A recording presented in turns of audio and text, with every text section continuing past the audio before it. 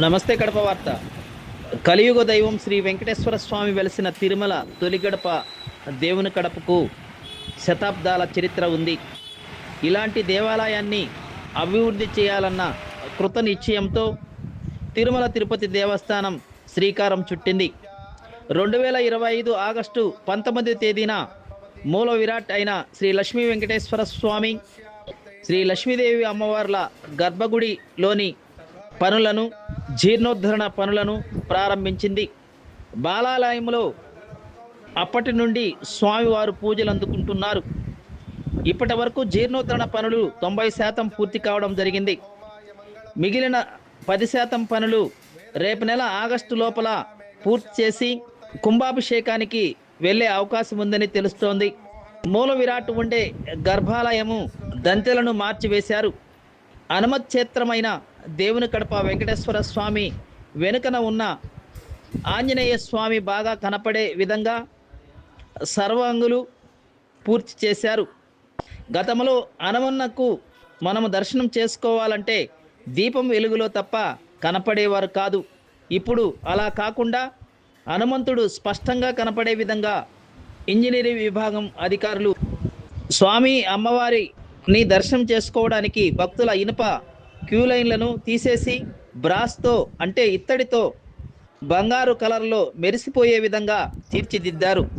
ఆల్వార్ల సన్నిధి, గరుడాల్వారి సన్నిధి, నిత్య ప్రసాదం పోటు వీటన్నిటినీ చాలా బాగా పునరుద్ధరణ కార్యక్రమాలు చేపట్టారు.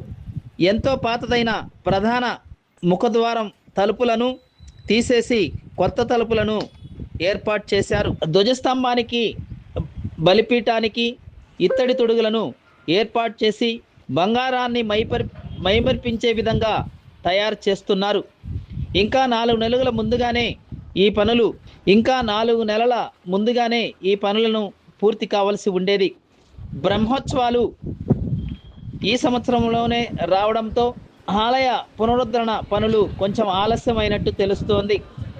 స్వామి అమ్మవార్ల గర్భగుడిలో ఉన్న పాత తలుపులను తీసేసి కొత్త వాటిని ఏర్పాటు చేస్తున్నారు.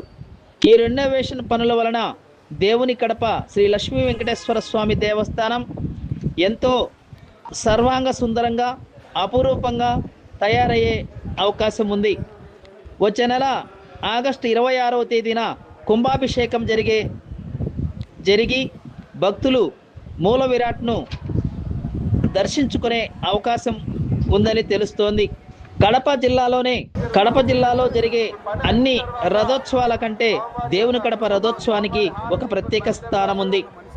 ఈ రథోత్సవానికి దాదాపు 3 లక్షల మంది భక్తులు పాల్గొంటారు, స్వామి అమ్మవార్లను దర్శించుకుంటారు.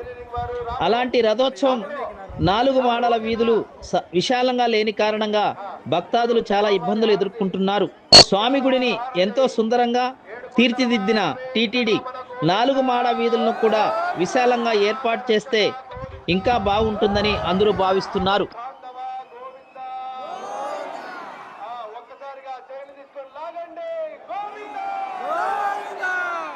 ప్రతి ఒక్కరూ తప్పనిసరిగా యూట్యూబ్లోకి వెళ్ళి కడప వార్తను లైక్ చేయండి, సబ్స్క్రైబ్ చేయండి.